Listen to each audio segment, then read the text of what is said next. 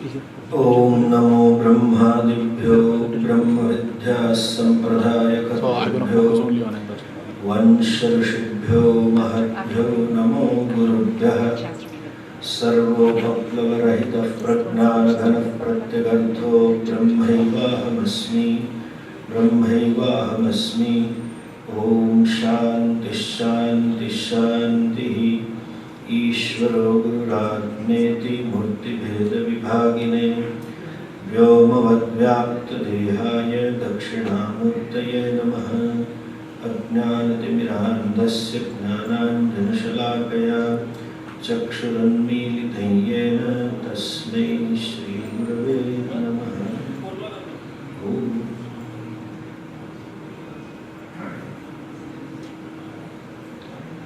Blessed Srilekha ji and panelists, distinguished and learned Hindu brothers and sisters. She rightly said this, my topic is not relevant to United States of America, but it's relevant to Hindus of United States of America.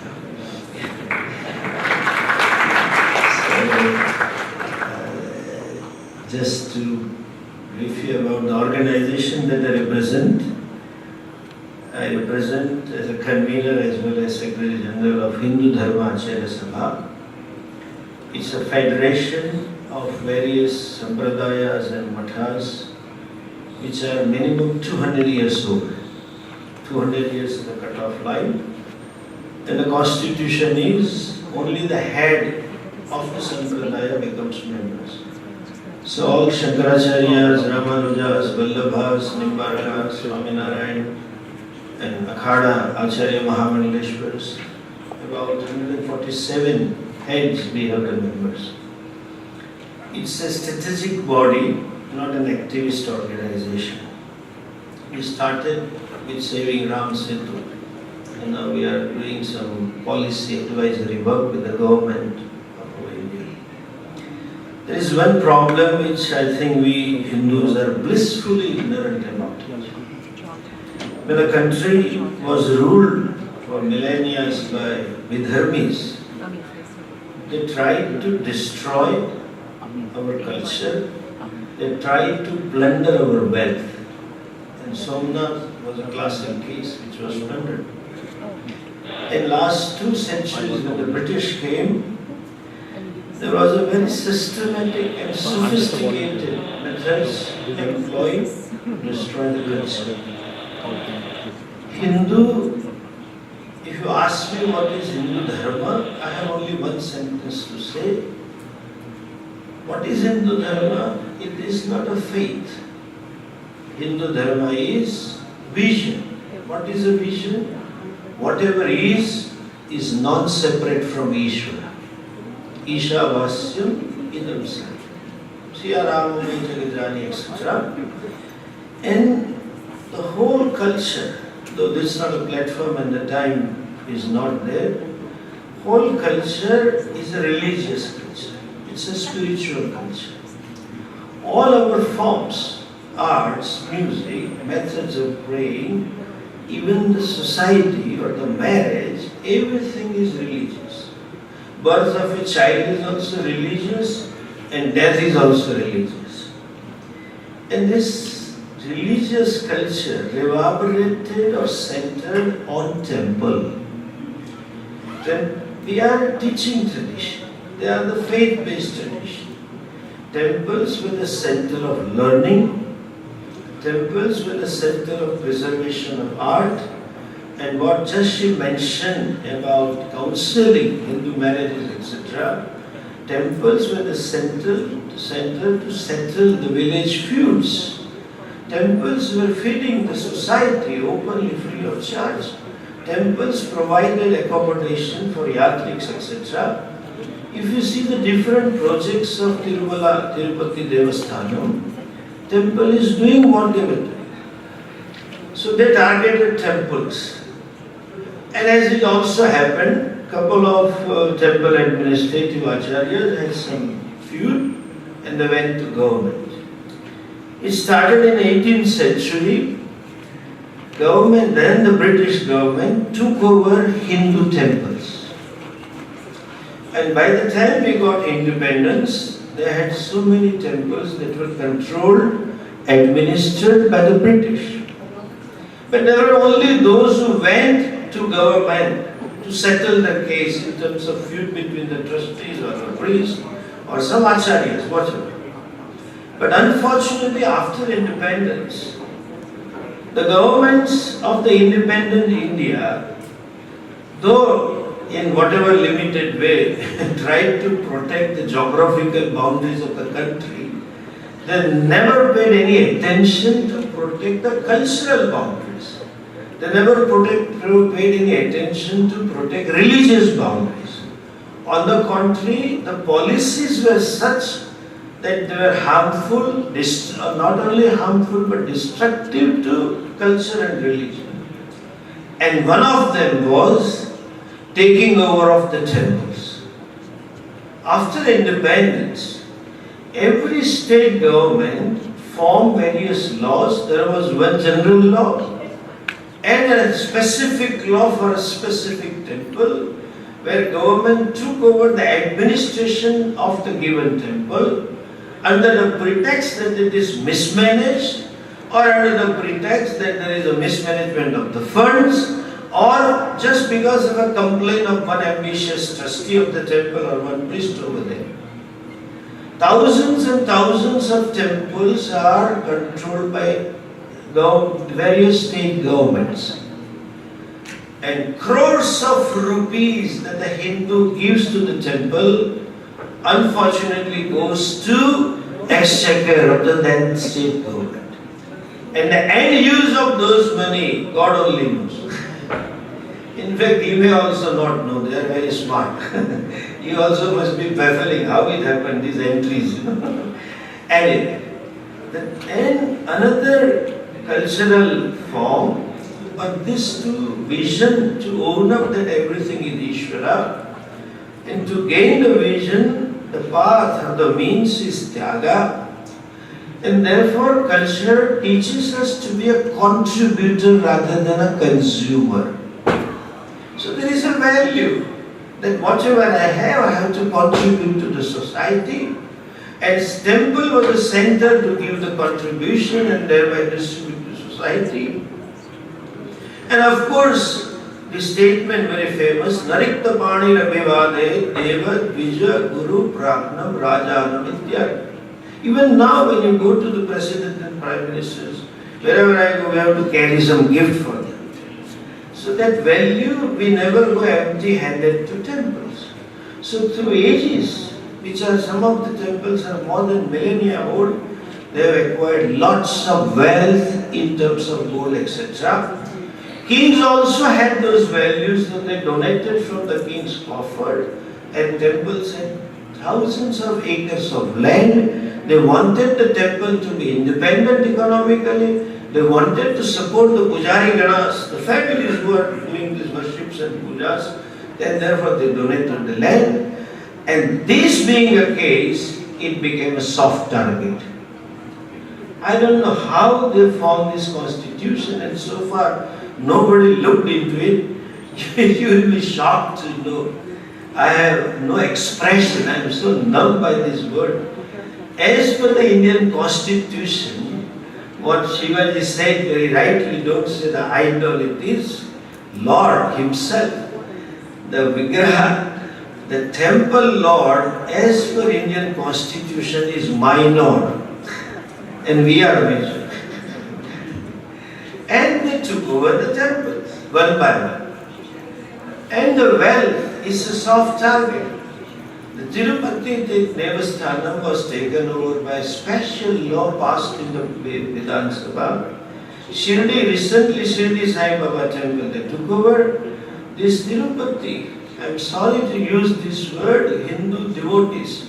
Why I say Americans? Because you NRIs come there for religious pilgrimage. And you go to temple and donate in terms of dollars, but you should know this. The money that goes to temple, Tirupati alone gets through hundi, etc., more than 3,200 crores of rupees. And all those goes to Andhra Pradesh government coffers. And when they found Shri Sai Baba is earning more, they took over this thing. So it is a soft target for earning money for the state. And the trick is, the money goes to treasury, where all kinds of government taxes also are collected. So you cannot segregate which is temple money and which is GST money and which is other money.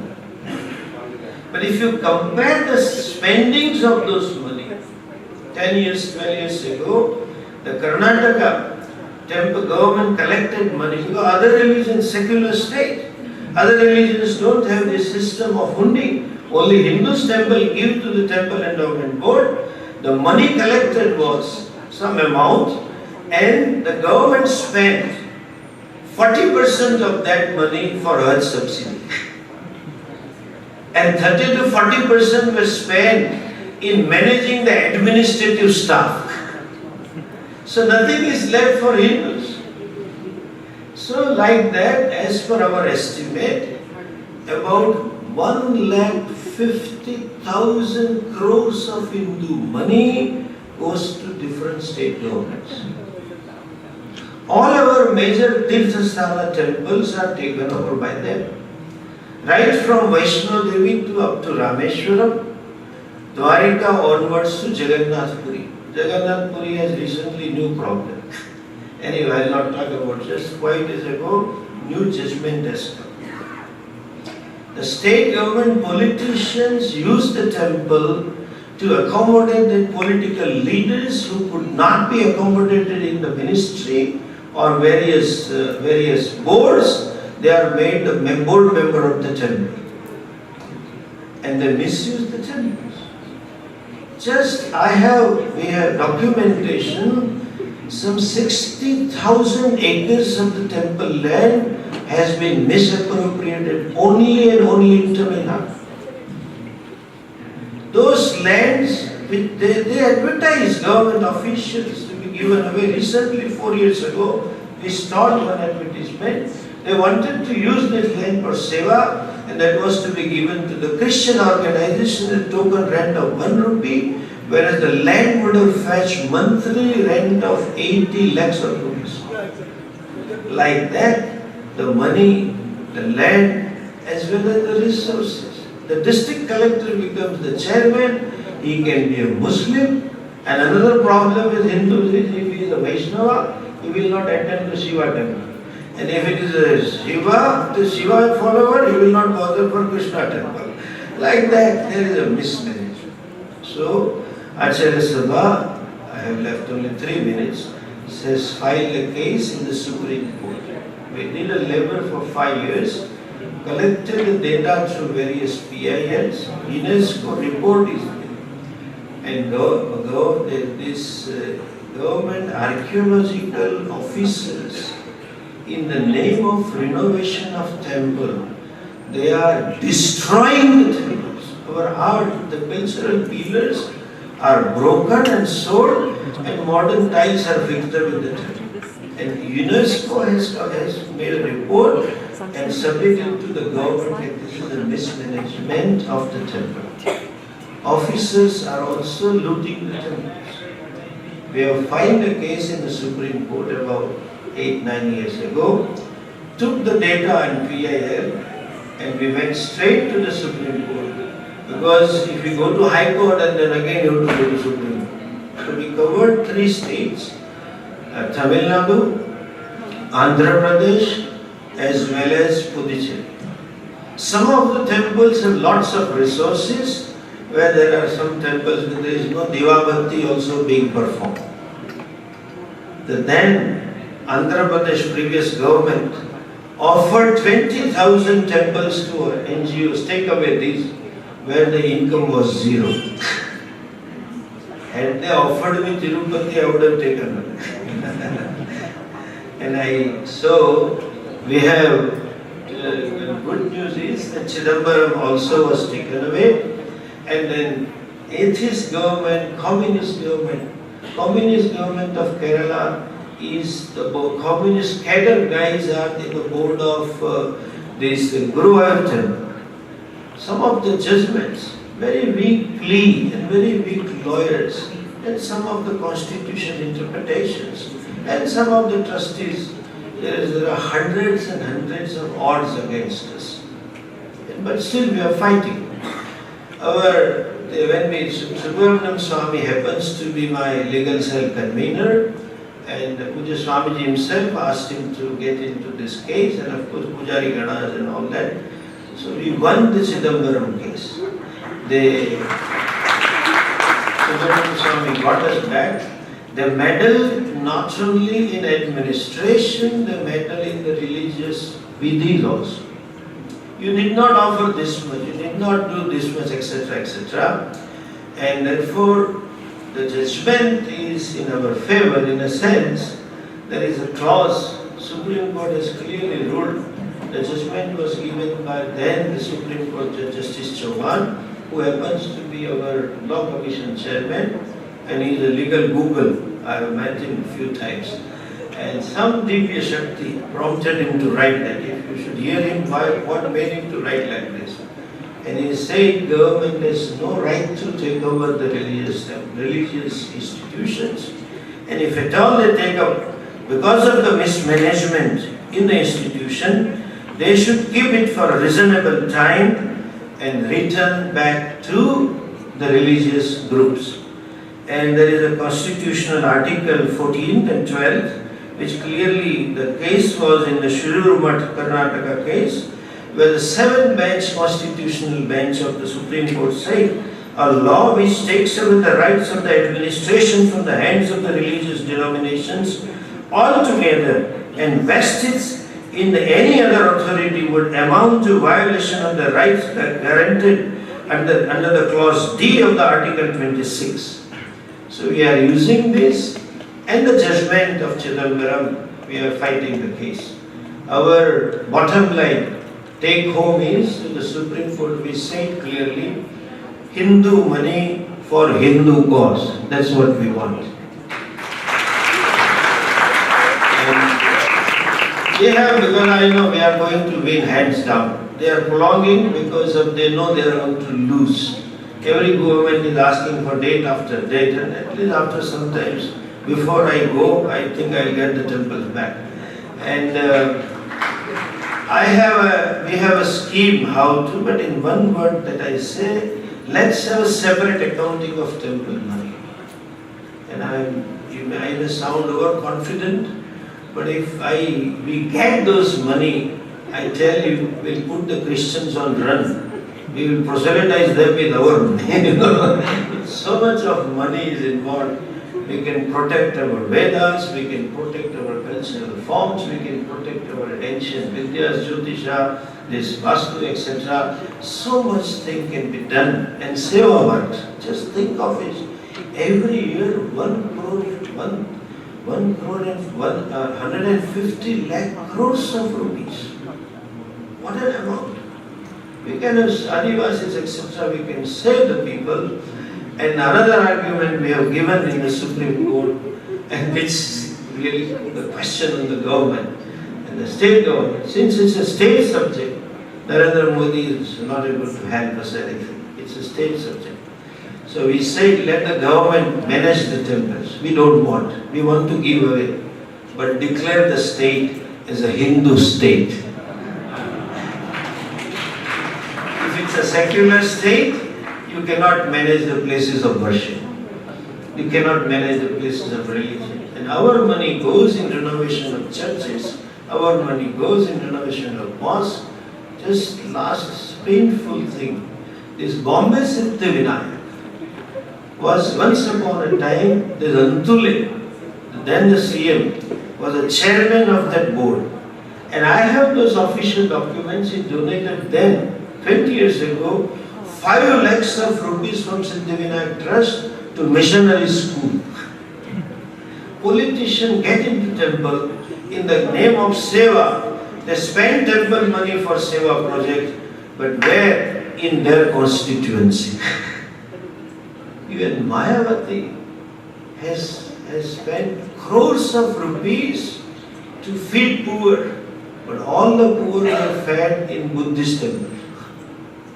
The government money is used for conversion, and so we are working on it.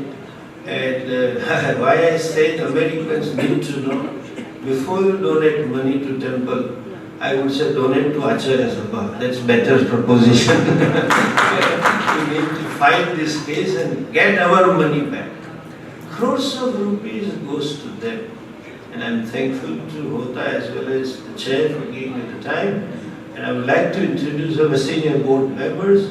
Swami Krishnamani is here. He heads the Krishna Paramatmananda Sampradaya. There are 800 branches and it's a 700 years old Sampradaya here. And we have another senior Swami, Madhav Priyadasi Shastri, Swaminarayan Sampradaya. And he lives that Mata. And few of Acharyas are traveling here. And on my request, they are quite busy people. But on my request, they spent the time and placed here. I thank you, Swamijis, both. And thank Kotha and thank World Congress. Namaste.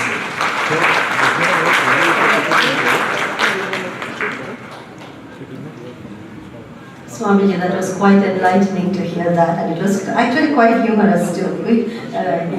It's a great entertainment topic and a very serious topic, but you did a wonderful job summarizing all the resolutions that you've been putting through.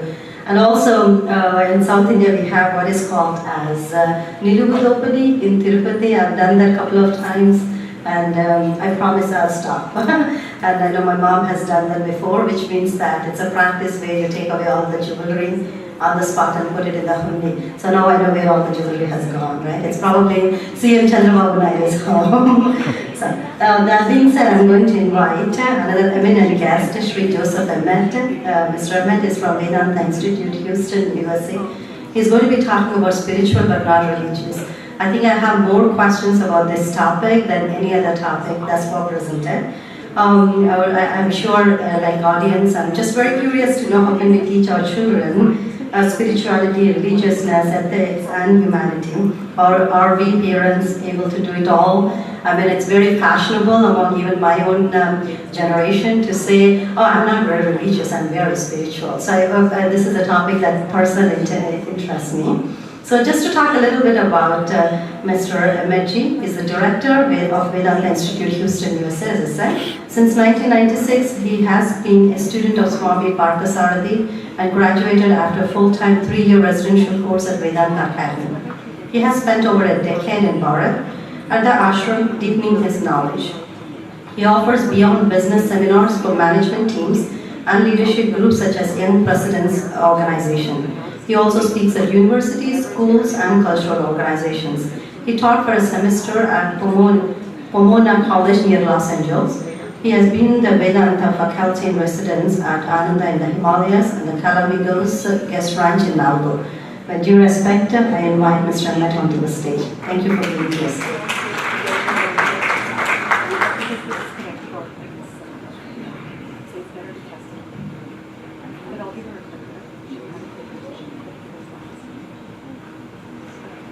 Our original nature is infinite.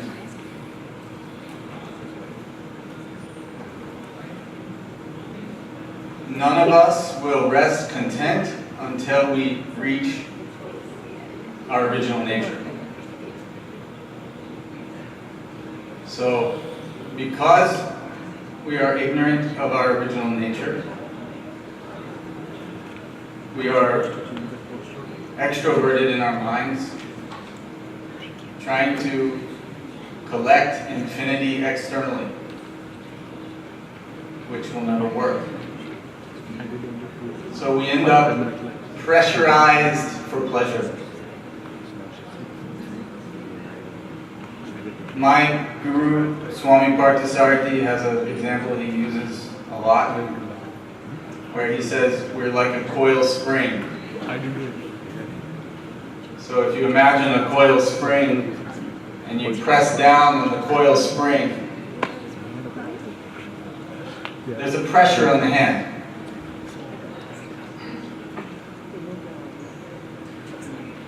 You release the coil spring a little bit, there's less pressure. Release it still more, less pressure. Release it all the way, there's no pressure. Because the coil spring has reached its original nature.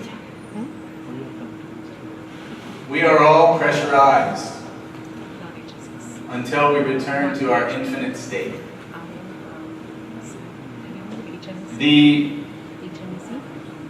One of many words to describe that pressure is mumukshatva. Mumukshatva is an essential quality of a seeker. The path that we call religion is supposed to be a way to service that mumukshatva. It is supposed to be a way to liberate us from that pressure. To reconnect us with our original nature. So, in the Hindu Dharma we call it yoga, which is taken from the Sanskrit root yuj, which means to bind or to yoke, or to connect, which implies a separation. In English, the word religion is made of two words, re-ligare, which means to again connect, again bind. Religion is yoga, yoga is religion. They're the same. So, this concept, or this thing we keep hearing people say, I'm spiritual but not religious, is perhaps a reaction to something wrong with religion. Perhaps religion is not providing that liberation that people seek. Perhaps it's not relieving that pressure. Possibly. So we find people from all traditions, from all religious backgrounds, declaring that they are spiritual but not religious. So what could it be? What could it be about our current approach, modern approach to religion that is lacking? Adi Shankar Acharya ji says that knowledge is as essential for liberation as fire is for cooking. Essential as fire is for cooking. I think most in this room will appreciate that if there's no fire, there's no hot food.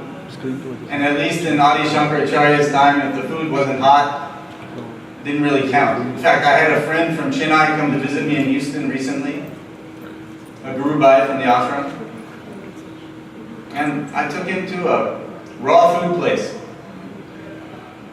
We had some raw sandwiches. They're really good. All vegan, beautiful stuff. He enjoyed it. My friend Ranga, he enjoyed it. Then that afternoon I brought him tea after his nap and we were talking and I said, Ranga, what would you like for dinner? And he said, you know, Joe, I really enjoyed the lunch. It was really interesting. But tonight can we have food? Because, you know, in our culture, in the Hindu culture that way, in Bharat, food means it's hot. Otherwise you take it back and ask them to heat it up again. So in the same way, knowledge ultimately is what is going to liberate us, according to Adi Shankar Acharya. We've got to turn our thoughts towards our original nature and stop being preoccupied with the external world. Only knowledge will do this. Religion is like the beautiful container that carries that knowledge. You need a container, and it should be beautiful.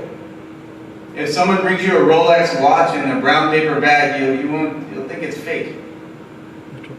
So a Rolex watch comes now with the full thing, and it may have a light in it. I don't know, a book, your membership club for the Rolex club. You know that it's an appropriate container for that knowledge. But imagine you fall in love with the container and leave the Rolex. Maybe this is what's happening in religion. And not just Hindu Dharma, maybe all religion. Maybe things have become mechanical. Maybe things have lost their reasonable base. Or maybe it's just not being taught. What is the meaning behind all of it? What is the symbolism of all of it?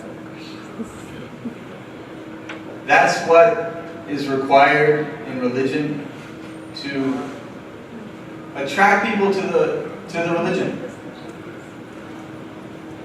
So, without the religion, the pure philosophy is not going to sustain. We need both. This is the point. Every religion has two parts, philosophy and ritual. As someone mentioned this morning, worldview and ritual. If we miss the essential philosophy, the essential knowledge, it'll be empty.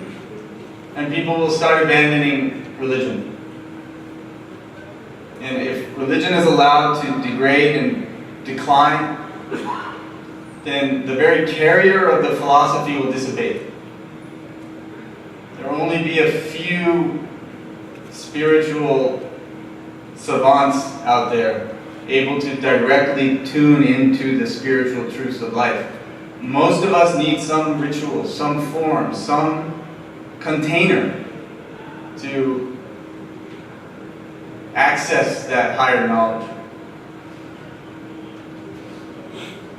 But if we don't explain that higher knowledge, that meaning, that dharma, rationally, clearly, why you're doing this particular ritual, why you're doing that particular thing, what is the symbolism of it, what does it all really mean to our lives and our practical lives. If we don't do that, the religion is empty. So they asked me to do this topic on spiritual, not religious. And frankly, I don't know if it's a good thing or a bad thing. I don't know if I'm supposed to be attacking it or defending it. I don't know what it means. But all I can say is that it's probably a symptom of something which we should take notice of. And perhaps that is a lack of emphasis on jnana. And perhaps we could rectify that with more emphasis on jnana in our communities, in our temples, in our schools, in our universities, wherever it is that people are receptive to it. So, thank you very much, and look forward to your questions.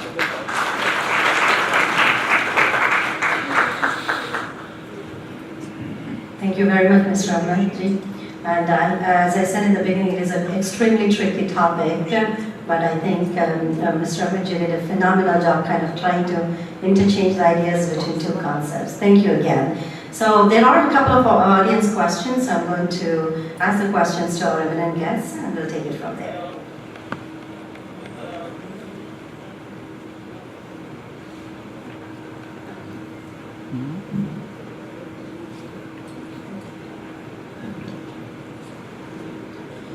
For those of you that just entered, there is an app or a website. It's called a Slido. And if you enter the conference code 108, please tell me, is the code right? 108? You can actually type in the questions. You can type in as an anonymous, or you can put in your name. And those questions that gets most requests will be asked to our judges. So our guests. So if you can please type away your questions, that would be great. I said boarding questions. First one goes to Mr. Hare Krishna. Excellent work indeed, that's for you, sir. How do you decide which child gets the food support? How can we help from here?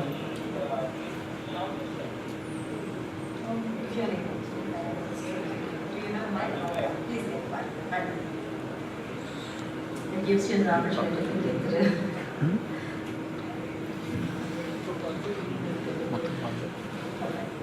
Hello? That's what Prabhuji did. in Akshaya Patra, we provide in government schools.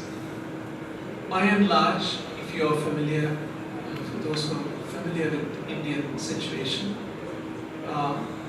a family, if they can afford some amount of money, they'll send them to a private school where the quality of education is supposedly to be better than the government schools.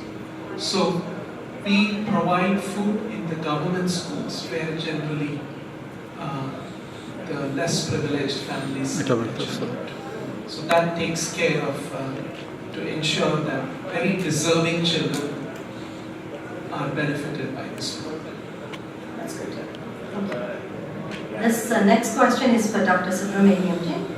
How do you make members comfortable with inviting underprivileged youth and adults or different racial backgrounds into temple for support? In any of those things could be a challenge, and so this is something that even prior to starting something like a robotic class, you should make sure inform the devotees, including the office bearers and the board and the committees, so there will be a comfort level. The second is, I think it's so important that we don't remain as Hindu Mandirs in silos. That is a prescription for disaster. If you remain separate from the community in which you are located, it is going to come back to bite you. So I think it is very important to be able to, for the office bearers, for the devotees, and the people in the committees, to understand what is it and how do we help the community in need as well. And so that is how, we try to facilitate that. But it has been a challenge, so it is not easy. And the same thing, in terms of the sandwich program, it is something that we need to get to the local homeless people. We got to be able to give food. And as you can see, they are serving thousands of poor children, millions in terms of it.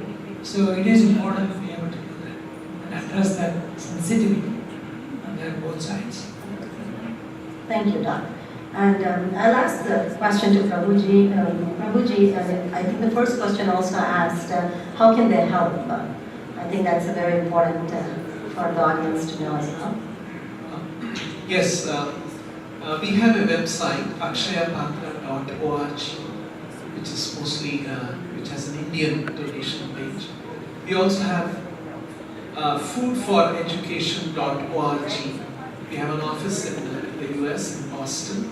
So if you go to the website, Food for Education, you will find a page that will allow you, if you want to make any contributions. And we have all the tax exemption benefits to do.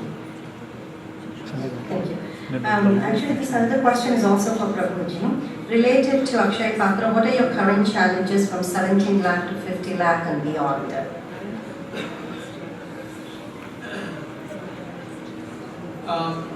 We have, there are challenges, but I think we are finding innovative solutions. One is certainly the fund requirement. As I was mentioning, the meal costs about 11 rupees and we get from the government about 7 rupees. So there is a gap funding of 4 rupees per child. So every day that we feed children, we spend about 80 lakh rupees. Like today was a school working day. By the end of the day, we would have spent 80 lakh rupees to feed 17 lakh children, about 1.7 million children every day. And we do that for about 250 days in a year. So, there are a lot of kitchens that are coming up. In fact, there are about 20 more kitchens in the pipeline in the next 2 years, which will become operational. And so when when we add those kitchens and add about maybe another 10 lakh children, 1 million children, so much more money becomes essential. Secondly, to set up those kitchens also costs a certain amount of money. So we need to raise money for setting up of the kitchen. We need to internally build our own organization. So there is a lot of operational capability that we have to develop within, which is also a certain amount of challenge. Of course, we are having different internal training programs, leadership programs, and we are even planning to start an Akshaya Patra University, because there are a lot of interesting training programs that are available within Akshaya Patra food handling. Like, I'll give you one example. In our kitchen in Bangalore, we used to see that the people who work for us, after about 1 year, they would leave and go. So there was a lot of attrition, nearly 40%. So we were very concerned about it. And then we started studying where do these people leave and go. Mostly what used to happen was we would get people who come into the city looking for a job from villages. So we would employ them and we would train them in food handling, ISO certification, food safety, good manufacturing practices, good hygiene practices, all of those kind of things. So at the end of 1 year, mostly they would all get a job in a 3-star or a 5-star hotel. So they would go away because the salary we pay is not as much as a 3-star or a 5-star hotel can pay. And when they see that they're already trained in food handling, they would easily get a job. So then we started looking at it in a different way. Maybe this is another way of rural empowerment that we are doing. Get people from the village, train them for 1 year, and then build their capacity, and then go and send them to a hotel. So we started looking at it that way. So like this, we have a lot of opportunities for people to learn and get trained, and so that's another thing that we have to build up. And like this, there are a few challenges when, what happens is, when we get into the program, the government spends about 20,000 crore rupees every year on this program. So when we step in, that money comes directly from the district collector or the district magistrate to us. If we are not there, that money goes down from the district collector down to the education officer, then up to the headmaster in the school. And so there is a lot of opportunity for money to leak. So when we come in, that gets completely arrested. So those people who were beneficiaries of that leak, they are the ones who oppose us. If we want to come in, they do different kinds of, create a lot of problems and oppose us. So that's another challenge that, but last 18 years we have sort of learned the art of managing all these kind of things. And so, like this, we have a few challenges. And at the end of the day, these children are very happy at noon. They're waiting for our vehicles to come. And they're waiting, they run out of the classroom, line up and receive a hot meal. They're very happy to get that meal. So that's what is most satisfying to us. Thank you, Prabhuji. I hopefully can fit in 1 or 2 more questions. Next one is, how do you segregate religion and social or cultural activities to invite external organizations to help the temple in their social and educational activities? I think that's what I was getting into. I think this is in another way. I think there is a lot of discussion about unity, collaboration, cooperation in the sessions in the morning, and even here as well. There is a tendency that each one of us, in the temple or an organization, try to do all of it by ourselves. And that's not easy, that's not possible, and that limits you in terms of how much you can do. And so we realized, but after quite a few years, so I shouldn't say that we were ready to collaborate with others right away. But like every organization, temple, in fact, there is a separate talk on that in terms of 4 different stages of temple development. Once the temple reaches the mature state, the last state, then they are starting to look at other issues, other things. So when you do that, then you realize there are strengths in other organizations that you don't have to duplicate.